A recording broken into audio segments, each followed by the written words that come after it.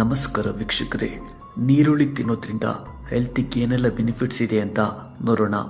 ನೀರುಳ್ಳಿಯಲ್ಲಿ ಕ್ವಾರ್ಸೆಟಿನ್ ಅಂಶ ಹೆಚ್ಚಿದ್ದು ಇದು ಬ್ಲಡ್ ಪ್ರೆಷರ್ ಕಡಿಮೆ ಮಾಡುತ್ತದೆ. ಇದನ್ನು ತಿನ್ನೋದ್ರಿಂದ LDL ಕೊಲೆಸ್ಟ್ರಾಲ್ ಕಡಿಮೆ ಆಗುತ್ತದೆ ಮತ್ತು ಬ್ಲಡ್ ಕ್ಲಾಟ್ಸ್ ತಡೆಯಲು ಉತ್ತಮ.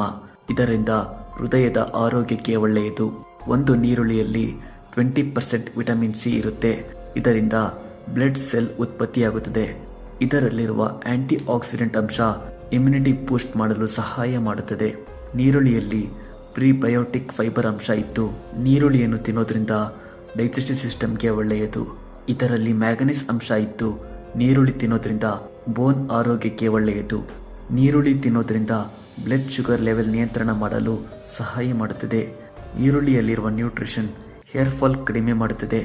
ಇದರಿಂದ ಕೂದಲು ಮತ್ತು ಚರ್ಮದ ಆರೋಗ್ಯಕ್ಕೆ ಒಳ್ಳೆಯದು. ಡೈಲಿ ನೀರುಳ್ಳಿ ತಿನ್ನೋದ್ರಿಂದ ಬ್ರೈನ್ ಆರೋಗ್ಯಕ್ಕೆ ಒಳ್ಳೆಯದು. ಪ್ರತಿದಿನ ನೀರುಳ್ಳಿ ತಿನ್ನೋದ್ರಿಂದ ಕ್ಯಾನ್ಸರ್ ಅಪಾಯ ದೂರ ಇರುವಂತೆ ಮಾಡುತ್ತದೆ. ನೋಡಿದ್ರಲ್ಲ ವೀಕ್ಷಕರೇ, ಆನಿಯನ್ ತಿನ್ನೋದ್ರಿಂದ ಹೆಲ್ತಿಗೆ ಏನೆಲ್ಲ ಬೆನಿಫಿಟ್ಸ್ ಇದೆ ಅಂತ. ಇದೇ ಥರದ ಯೂಸ್ಫುಲ್ ಇನ್ಫಾರ್ಮೇಷನ್ಗೆ ಈ ಚಾನಲ್ ಸಬ್ಸ್ಕ್ರೈಬ್ ಮಾಡಿ. ನೆಕ್ಸ್ಟ್ ವಿಡಿಯೋದಲ್ಲಿ ಸಿಗ್ತೀನಿ. ನಮಸ್ಕಾರ.